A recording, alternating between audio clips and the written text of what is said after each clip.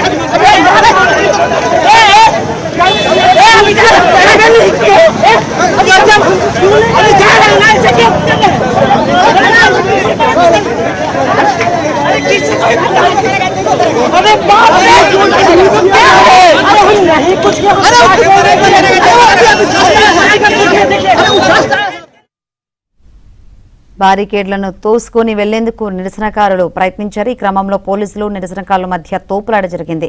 ఘర్షణ వాతావరణం ఏర్పడింది. పోలీసులు నిరసనకారులను బలవంతంగా ఆ ప్రాంతం నుంచి తరలించేందుకు ప్రయత్నించారు. పలువురిని అరెస్ట్ చేశారు.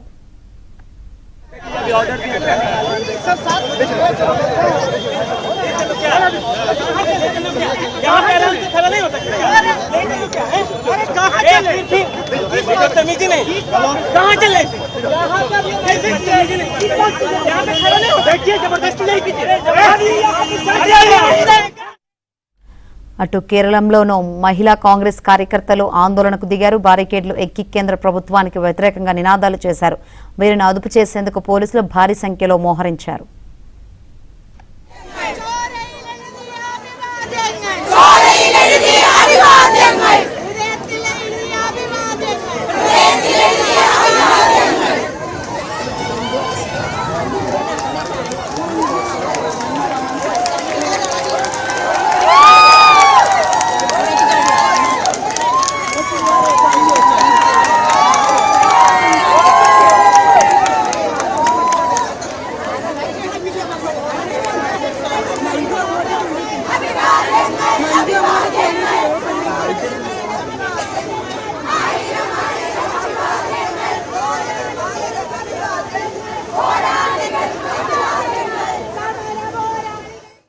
ఇటు నీట్ రగడ పలు రాష్ట్రాల్లో మండుతుంది.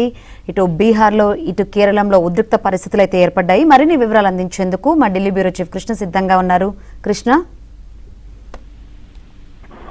శంకరి, బీహార్ తో పాటు ఇతర రాష్ట్రాల్లో నీట్ పేపర్ లీకేజ్ వ్యవహారం తను రాజకీయ దుమారాన్ని రేపుతుందని చెప్పొచ్చు.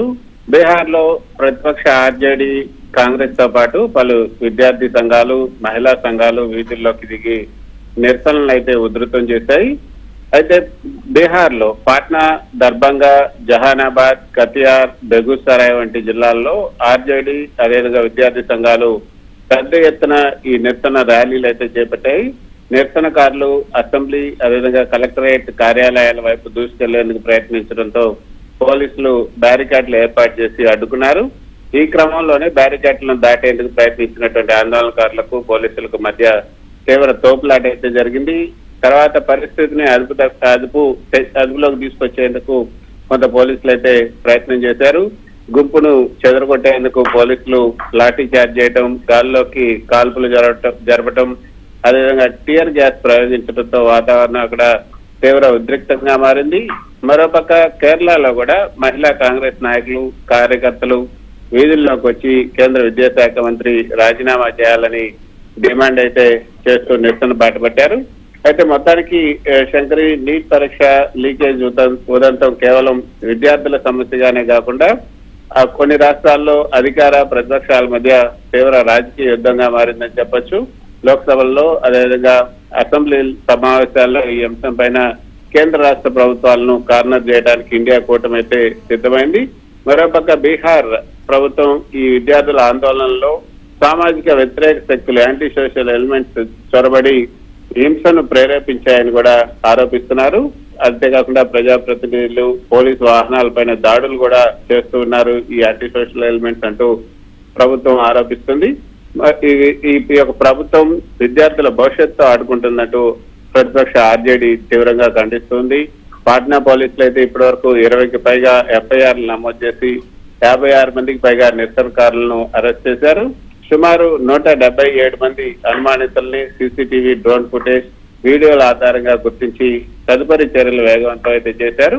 రాష్ట్రంలో శాంతి భద్రతల పరిస్థితి క్షీణించకుండా ఉండేందుకు బీహార్ పోలీస్ హెడ్ క్వార్టర్స్ ఉన్నతాధికారులు అదేవిధంగా ఇతరుల సిబ్బందిల సెలవులను కూడా తాత్కాలికంగా రద్దు చేసింది. ఒకే ఒక డిమాండ్, అందరి డిమాండ్ ఒకటే, విద్యాశాఖ మంత్రి ధర్మేంద్ర ప్రధాన్ తక్షణమే రాజీనామా చేయాలన్నది. ఢిల్లీలో కూడా జంతర్ మంతర్ వద్ద ఈ నిరసనలు అయితే కొనసాగుతూ ఉన్నాయి. Shankar. Right, thank you Krishna.